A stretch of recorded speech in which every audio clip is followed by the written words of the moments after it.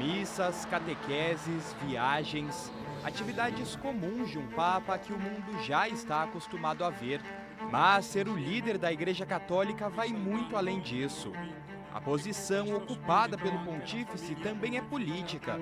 E como chefe de um organismo tão relevante, Francisco trabalhou intensamente para promover mudanças na estrutura eclesial. Logo nos primeiros anos de papado, o Santo Padre remodelou o polêmico Banco do Vaticano. As milhares de contas fechadas pelo Bispo de Roma tornaram o órgão mais transparente.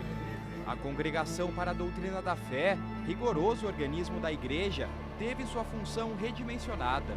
Já a evangelização e a caridade ganharam forças.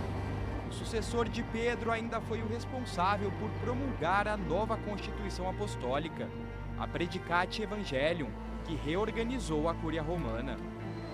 Também com a responsabilidade de dar norte à Igreja, Francisco escreveu diversos documentos pastorais, como 5 exortações apostólicas, uma bula dedicada à misericórdia e 3 encíclicas.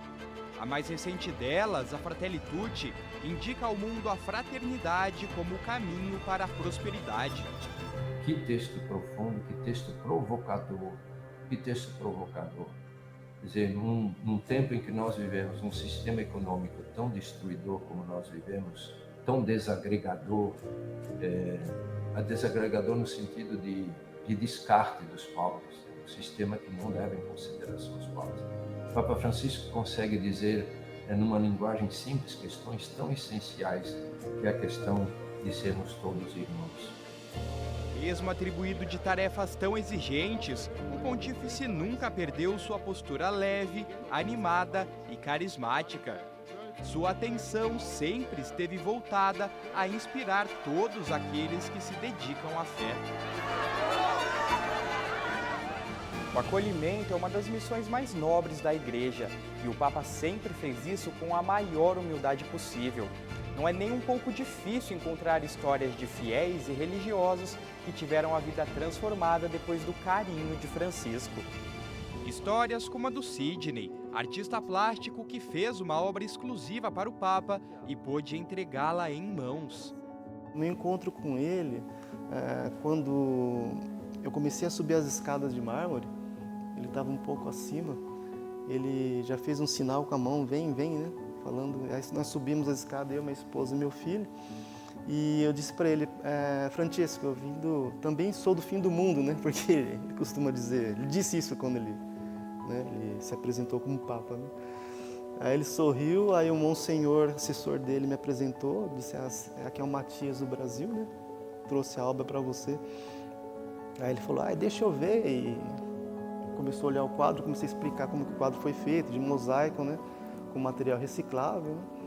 E aí ele já viu meu filho, abraçou meu filho com muito carinho, minha esposa também, né? E foi incrível. A gente às vezes perde até um pouco do controle da situação, a gente parece que está sonhando na hora. Histórias também como a do padre Antônio Alves, idealizador de uma cozinha solidária que alimenta dezenas de pessoas em vulnerabilidade e que recebeu o reconhecimento do pontífice. Padre Antonio Rodríguez, a vos y a la parroquia de San Marcos, San Pablo, les envío un cordial saludo y mi bendición. Sé todo el trabajo que están haciendo. Sigan adelante. Olha, um reconhecimento, qualquer reconhecimento é fantástico, né? Ainda mais vindo do Santo Padre, como nós conhecemos, né? Ele já fazia um trabalho parecido em Buenos Aires, como cardeal, né? Durante o tempo que esteve lá.